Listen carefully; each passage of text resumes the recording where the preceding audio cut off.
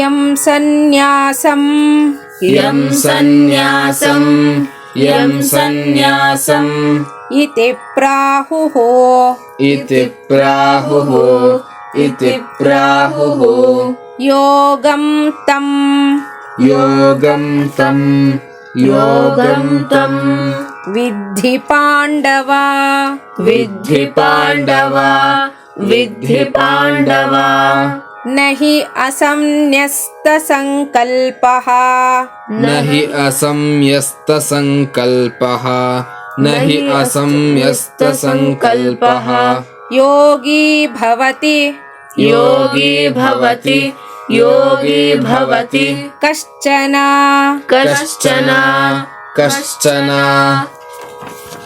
M ಸನ್ಯಾಸಮಿತಿ ಪ್ರಾಹುಃ M ಸನ್ಯಾಸಮಿತಿ ಪ್ರಾಹುಃ M ಸನ್ಯಾಸಮಿತಿ ಪ್ರಾಹುಃ ಯೋಗಂ ತಂ ವಿದ್ಧಿ ಪಾಂಡವ ಯೋಗಂ ತಂ ವಿದ್ಧಿ ಪಾಂಡವ ಯೋಗಂ ತಂ ವಿದ್ಧಿ ಪಾಂಡವ ನ ಹ್ಯಸನ್ಯಸ್ತ ಸಂಕಲ್ಪಃ ನ ಹ್ಯಸನ್ಯಸ್ತ ಸಂಕಲ್ಪಃ ನ ಹ್ಯಸನ್ಯಸ್ತ ಸಂಕಲ್ಪಃ ಯೋಗಿ ಭವತಿ ಕಶ್ಚನ ಯೋಗಿ ಭವತಿ ಕಶ್ಚನ ಯೋಗಿ ಭವತಿ ಕಶ್ಚನ ಯಂ ಸನ್ಯಾಸಮಿತಿ ಪ್ರಾಹುರ್ಯೋಗಂ ತಂ ವಿದ್ಧಿ ಪಾಂಡವ ಯಂ ಸನ್ಯಾಸಮಿತಿ ಪ್ರಾಹುರ್ಯೋಗಂ ತಂ ವಿದ್ಧಿ ಪಾಂಡವ ಯಂ ಸನ್ಯಾಸಮಿತಿ ಪ್ರಾಹುರ್ಯೋಗಂ ತಂ ವಿದ್ಧಿ ಪಾಂಡವ ನ ಹ್ಯಸನ್ಯಸ್ತ ಸಂಕಲ್ಪೋ ಯೋಗಿ ಭವತಿ ಕಶ್ಚನ ನ ಹ್ಯಸನ್ಯಸ್ತ ಸಂಕಲ್ಪೋ ಯೋಗಿ ಭವತಿ ಕಶ್ಚನ ನ ಹ್ಯಸನ್ಯಸ್ತ ಸಂಕಲ್ಪೋ ಯೋಗಿ ಭವತಿ ಕಶ್ಚನ ಯಂ ಸನ್ಯಾಸಮಿತಿ ಪ್ರಾಹುರ್ಯೋಗಂ ತಂ ವಿದ್ಧಿ ಪಾಂಡವ ನ ಹ್ಯಸನ್ಯಸ್ತ ಸಂಕಲ್ಪೋ ಯೋಗಿ ಭವತಿ ಕಶ್ಚನ ಯಂ ಸನ್ಯಾಸಮಿತಿ ಪ್ರಾಹುರ್ಯೋಗಂ ತಂ ವಿದ್ಧಿ ಪಾಂಡವ ನ ಹ್ಯಸನ್ಯಸ್ತ ಸಂಕಲ್ಪೋ ಯೋಗಿ ಭವತಿ ಕಶ್ಚನ ಯಂ ಸನ್ಯಾಸಮಿತಿ ಪ್ರಾಹುರ್ಯೋಗಂ ತಂ ವಿದ್ಧಿ ಪಾಂಡವ ನ ಹ್ಯಸನ್ಯಸ್ತ ಸಂಕಲ್ಪೋ ಯೋಗಿ ಭವತಿ ಕಶ್ಚನ ಯಂ ಸನ್ಯಾಸಮಿತಿ ಪ್ರಾಹುರ್ಯೋಗಂ ತಂ ವಿದ್ಧಿ ಪಾಂಡವ ನ ಹ್ಯಸನ್ಯಸ್ತ ಸಂಕಲ್ಪೋ ಯೋಗಿ ಭವತಿ ಕಶ್ಚನ. ಆಚಾರ್ಯರು ಭಾಷ್ಯವನ್ನ ಬರೀತಾರೆ. ಯಂ ಸರ್ವ ಕರ್ಮ ತತ್ಫಲ ಪರಿತ್ಯಾಗ ಲಕ್ಷಣಂ ಪರಮಾರ್ಥ ಸನ್ಯಾಸಂ ಸನ್ಯಾಸಂ ಇತಿ ಪ್ರಾಹುಃ ಶ್ರುತಿ ಸ್ಮೃತಿವಿದಃ ಯೋಗಂ ಕರ್ಮಾನುಷ್ಠಾನ ಲಕ್ಷಣಂ ತಂ ಪರಮಾರ್ಥ ಸನ್ಯಾಸಂ ವಿಧಿ ಜಾನೀಹಿ ಹೇ ಪಾಂಡವ. ಕರ್ಮಯೋಗಸ್ಯ ಪ್ರವೃತ್ತಿ ಲಕ್ಷಣಸ್ಯ ತದ್ ವಿಪರೀತೇನ ನಿವೃತ್ತಿ ಲಕ್ಷಣೇನ ಪರಮಾರ್ಥ ಸನ್ಯಾಸೇನ ಕೀದೃಶಂ ಸಾಮಾನ್ಯಂ ಅಂಗೀಕೃತ್ಯ ತದ್ಭಾವಃ ಉಚ್ಯತೆ ಇತ್ಯಪೇಕ್ಷಾಯಾಂ ಇದಂ ಉಚ್ಯತೆ. ಅಸ್ತಿ ಹಿ ಪರಮಾರ್ಥ ಸನ್ಯಾಸೇನ ಸಾದೃಶ್ಯಂ ಕರ್ತೃದ್ವಾರಕಂ ಕರ್ಮ ಯೋಗಸ್ಯ. ಯೋ ಹಿ ಪರಮಾರ್ಥ ಸನ್ಯಾಸಿ ಸಹ ತ್ಯಕ್ತ ಸರ್ವಕರ್ಮ ಸಾಧನತೆಯ ಸರ್ವಕರ್ಮ ತತ್ಫಲ ವಿಷಯಂ ಸಂಕಲ್ಪಂ ಪ್ರವೃತ್ತಿ ಹೇತು ಕಾಮಕಾರಣಂ ಸನ್ಯಸ್ಯತಿ. ಅಯಮಪಿ ಕರ್ಮಯೋಗಿ ಕರ್ಮ ಕುರ್ವಾಣ ಏವ ಫಲ ವಿಷಯಂ ಸಂಕಲ್ಪಂ ಸನ್ಯಸ್ಯತಿ ಇತ್ಯೇತಂ ಅರ್ಥಂ ದರ್ಶಯನ್ ಆಹ ನ ಹಿ ಯಸ್ಯಾತ್ ಅಸನ್ಯಸ್ತ ಸಂಕಲ್ಪಃ ಅಸನ್ಯಸ್ತಃ अपरित्यक्तः फल विषयः संकल्पः अभिसन्धिः येन सह असन्यस्त संकल्पः कश्चन कश्चिदपि कर्मी योगी समाधानवान् भवति न संभवति इत्यर्थः. ಭಗವಂತ ಹೇಳ್ತಾನೆ, ಪಾಂಡವ, ಎಲ್ಲಾ ಕರ್ಮಗಳನ್ನು ಅವುಗಳ ಫಲಗಳನ್ನು ಬಿಡೋ ಪರಮಾರ್ಥ ಸನ್ಯಾಸವನ್ನ, ಅಂದ್ರೆ ಇವುಗಳನ್ನ ಬಿಡೋದೇ ನಿಜವಾದ ಸನ್ಯಾಸ ಅಂತ ಸನ್ಯಾಸ ಶಬ್ದಕ್ಕೆ ಅದೇ ಮುಖ್ಯವಾದ್ದು. ಇಂತಹದನ್ನ ಶ್ರುತಿ ಸ್ಮೃತಿಗಳನ್ನ ಚೆನ್ನಾಗಿ ಅರ್ತಿರೋರು ಸನ್ಯಾಸ ಅಂತ ಕರೀತಾರೆ. ಅಂತಹ ಪರಮಾರ್ಥ ಸನ್ಯಾಸವೇ ಯೋಗ ಅಂತ ಹೇಳ್ತಾನೆ ಭಗವಂತ.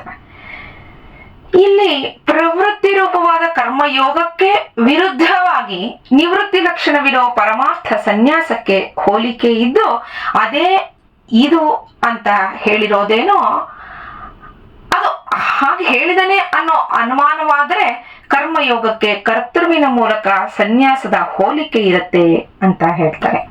ಹೀಗಂದ್ರೆ ಪರಮಾರ್ಥ ಸನ್ಯಾಸಿ ಎಲ್ಲಾ ಕರ್ಮಗಳನ್ನೂ ಹಾಗೆ ಅವುಗಳ ಸಾಧನಗಳನ್ನೂ ಬಿಟ್ಟಿರೋದ್ರಿಂದ, ಏನು ಸಾಧನಗಳು ಅಂದ್ರೆ ಸಾಮಾನ್ಯವಾಗಿ ಸ್ನೇಹಿತರೆ ಈ ಸನ್ಯಾಸ ಸ್ವೀಕಾರ ಮಾಡುವಾಗ ಅಲ್ಲಿ ಹೋಗಿ ನೋಡ್ಬೇಕು.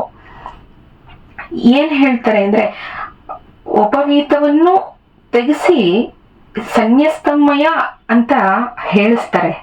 ಯಾರು ಸನ್ಯಾಸ ಸ್ವೀಕಾರ ಮಾಡ್ತಾರೋ ಅವ್ರಿಗೆಲ್ಲ ಅದನ್ನೇ ಇಲ್ಲಿ ಹೇಳಿರೋದು. ಎಲ್ಲಾ ಕರ್ಮಗಳನ್ನೂ ಹಾಗೆ ಅವುಗಳ ಸಾಧನಗಳನ್ನೂ ಬಿಟ್ಟಿರೋದ್ರಿಂದ, ಎಲ್ಲಾ ಕರ್ಮಗಳನ್ನ ಅಂತಂದ್ರೆ ಈ ಅಗ್ನಿಹೋತ್ರಾದಿ ಕರ್ಮಗಳು ಸಾಮಾನ್ಯವಾಗಿ ಉಪನಯನ ಆದ್ಮೇಲೆ ಈ ಅಗ್ನಿಹೋತ್ರವನ್ನ ಅಂದ್ರೆ ಗೃಹಸ್ಥಾಶ್ರಮ ಅದು ಹಾಗೆ ಮುಂದುವರ್ಕೊಂಡು ಹೋಗುತ್ತೆ. ಅಗ್ನಿಹೋತ್ರ ಮಾಡೋದು, ಅಗ್ನಿಹೋತ್ರಾದಿ ಕರ್ಮಗಳು, ಹಾಗೆ ಯಜ್ಞೋಪವೀತ ಅಂದ್ರೆ ಜನವಾರ ಮುಂತಾದವು, ಇದು ಸಾಧನಗಳು. ಯಜ್ಞೋಪವೀತ ಮುಂತಾದವು ಇವುಗಳನ್ನ ಬಿಟ್ಟಿರೋದ್ರಿಂದ ಆ ಸನ್ಯಾಸಿ ಎಲ್ಲಾ ಕರ್ಮಗಳ ಮತ್ತೆ ಅವುಗಳ ಫಲದ ವಿಷಯವಾದ ಸಂಕಲ್ಪವನ್ನ ಬಿಟ್ಟಿರ್ತಾನೆ. ಎಲ್ಲವನ್ನೂ ಬಿಟ್ಟ ಮೇಲೆ ಯಾವ ರೀತಿಯಾದ ಫಲಾಪೇಕ್ಷೆ ಇರೋ ಅಂತ ಕರ್ಮಗಳನ್ನ ಅವನು ಮಾಡ್ತೀನಿ ಅಂತ ಹುಟ್ಟಿದಾರಭ್ಯ ಅನ್ಕೊಂಡು ಮಾಡ್ತಾ ಇರ್ತಾನೋ, ಸನ್ಯಾಸ ಸ್ವೀಕಾರ ಮಾಡಿದಾಗ ಆ ವ್ಯಕ್ತಿ ಆ ಎಲ್ಲವನ್ನೂ ಬಿಡ್ತಾನೆ, ಆ ಸಾಧನಗಳನ್ನೂ ಬಿಟ್ಟು ಬಿಡ್ತಾನೆ. ಆಗ ಆ ಕರ್ಮಗಳನ್ನೇ ಮಾಡ್ತಿದ್ದಾಗ ಆ ಕರ್ಮದ ಫಲ ಯಾತಕ್ಕೆ? ಅದು ಪ್ರವೃತ್ತಿಗೆ ಕಾರಣವಾಗಿರುತ್ತೆ. ಆ ಸಂಕಲ್ಪ ಅದನ್ನೂ ಅವನು ಬಿಟ್ಟಿರ್ತಾನೆ. ಸಂಕಲ್ಪ ಪೂರ್ವಕವಾಗಿ ಮಾಡೋದು ಅಂತಂದ್ರೆ ಯಾವುದಾದ್ರೂ ಒಂದು ಕಾಮನೆಯಿಂದ ಮಾಡೋದು, ಆಸೆಯಿಂದ ಮಾಡೋದು, ಏನಾದ್ರು ಒಂದು ಪಡ್ಕೊಳ್ಳೋಕ್ಕೋಸ್ಕರ ಸಂಕಲ್ಪವನ್ನ ಮಾಡೋದು. ಆ ಸಂಕಲ್ಪವನ್ನೇ, ಆ ಫಲದ ವಿಷಯವಾದ ಸಂಕಲ್ಪವನ್ನೇ ಅವನು ಬಿಟ್ಟಿರ್ತಾನೆ. ಯಾಕಂದ್ರೆ ಸಂಕಲ್ಪ ಅನ್ನೋದೇ ಪ್ರವೃತ್ತಿಗೆ ಕಾರಣವಾದ ಕಾಮಕ್ಕೆ ಮೂಲ ಅಂತ ಹೇಳ್ತಾನೆ ಭಗವಂತ. ಕರ್ಮಯೋಗಿಯೂ ಕರ್ಮವನ್ನ ಮಾಡ್ತಾ ಇದ್ರೂ ಫಲ ವಿಷಯಕವಾದ ಸಂಕಲ್ಪವನ್ನ ಬಿಟ್ಟಿರ್ತಾನೆ. ಕರ್ಮಯೋಗಿಗೂ ಅದನ್ನೇ ಹೇಳ್ತಾನೆ. ಅದಕ್ಕೆ ಯಾವುದೇ ಒಂದು ಫಲಾಪೇಕ್ಷೆ ಇಲ್ಲದೆ ಕರ್ಮಯೋಗಿ ಕರ್ಮವನ್ನ ಮಾಡಬೇಕು. ಎಲ್ಲವನ್ನು ಕರ್ಮವನ್ನ ಮಾಡಿ ಆ ಕರ್ಮವನ್ನು ಈಶ್ವರನಿಗೆ ಅರ್ಪಿಸಬೇಕು, ಭಗವಂತನಿಗೆ ಅರ್ಪಿಸಬೇಕು ಅಂತ. ಆಗ ಆ ಫಲಾಪೇಕ್ಷೆ ಅವನಲ್ಲಿ ಬರೋದಿಲ್ಲ. ಅಥವಾ ಬಿಡೋಕೆ ಯತ್ನಿಸ್ತಾನೆ ಅಂತ ಹೇಳ್ತಾನೆ ಭಗವಂತ. ಬಿಟ್ಟು ಬಿಡ್ತಾನೆ ಕೆಲವರಿಗಾಗತ್ತೆ ಕರ್ಮಯೋಗಿಗಳಿಗೆ, ಅಥವಾ ಬಿಡೋಕಾದ್ರೂ ಅವನು ಯತ್ನಿಸ್ತಾನೆ.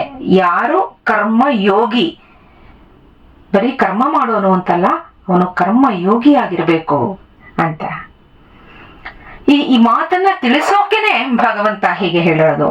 ಹೇಳ್ತೇನೆ ಭಗವಂತ, ಅರ್ಜುನ ಯಾವುದನ್ನ ಸನ್ಯಾಸ ಅಂತ ಕರೀತಾರೋ ಅದನ್ನ ಯೋಗ ಅಂತ ತಿಳಿ. ಕರ್ಮಯೋಗವನ್ನ ಹೊಗಳೋಕೆ ಸನ್ಯಾಸ ಅಂತ ಕರೆದಿದ್ದಾಯ್ತು.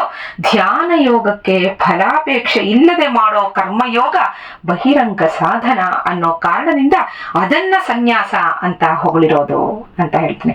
ಎಷ್ಟೆಷ್ಟು ಕರ್ಮಗಳನ್ನ ಬಿಡ್ತಾನೋ ಅಷ್ಟಷ್ಟು ಸುಲಭವಾಗಿ ಜಿತೇಂದ್ರಿಯನಾಗೋದ್ರಿಂದ ಚಿತ್ತ ಸಮಾಧಾನವಾಗುತ್ತೆ.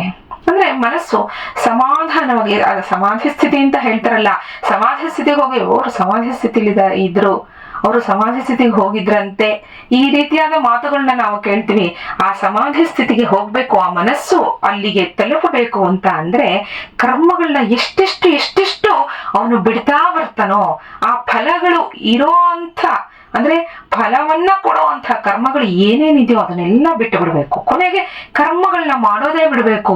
ಯಾಕೆಂದ್ರೆ ಯಾವುದನ್ನ ಮಾಡಿದ್ರು ಇದು ನಮಗೆ ಇಂಥದನ್ನ ಫಲವನ್ನ ಕೊಡುತ್ತೇನೋ ಅನ್ನೋ ಆಸೆ ಬರೋದ್ರಿಂದ ಆ ಕರ್ಮಗಳನ್ನೇ ಬಿಡು ಅಂತ ಹೇಳ್ತಾನೆ. ಎಷ್ಟೆಷ್ಟು ಕರ್ಮಗಳನ್ನ ಬಿಡ್ತಾನೋ ಅಷ್ಟಷ್ಟು ಸುಲಭವಾಗಿ ಜಿತೇಂದ್ರಿಯನಾಗ್ತಾನೆ, ಒಂದೊಂದು ಇಂದ್ರಿಯವನ್ನು ಅವನು ಗೆಲ್ತಾ ಬರ್ತಾನೆ ಅಂತಾನೆ ಭಗವಂತ. ಹಾಗಾದಾಗ ಅವನು ಬೇಗನೆ ಯೋಗಾರೂಢನಾಗ್ತಾನೆ ಅಂತ ಹೇಳ್ತಾನೆ. ಅದಕ್ಕೆ ವ್ಯಾಸರು ಹೇಳಿದ್ದಾರೆ, ಒಂಟಿಯಾಗಿರೋದು, ಎಲ್ಲರಲ್ಲೂ ಸಮಬುದ್ಧಿ ಉಳ್ಳವರಾಗಿರೋದು, ಸತ್ಯವನ್ನೇ ಹೇಳೋದು, ಒಳ್ಳೆಯ ನಡತೆ, ಸ್ಥಿರಚಿತ್ತನಾಗಿರೋದು, ಹಿಂಸೆ ಮಾಡದೇ ಇರೋದು, ಸರಳತನ, ಕ್ರಿಯೆಗಳನ್ನ ಆಗಾಗಲೇ ಬಿಡೋದು, ಇಂಥ ಧನ ಸಂಪತ್ತು ಬ್ರಾಹ್ಮಣನಿಗೆ ಮತ್ತೊಂದು ಇಲ್ಲ ಅಂತ ವ್ಯಾಸರು ಹೇಳ್ತಾರೆ ಅಂತ ಸ್ವಾಮಿಗಳು ಭಾಷ್ಯಾರ್ಥದಲ್ಲಿ ಬರೆದಿದ್ದಾರೆ. ನಾಳೆ ಮುಂದಿನ ಶ್ಲೋಕವನ್ನು ನೋಡೋಣ. ನಮಸ್ಕಾರ.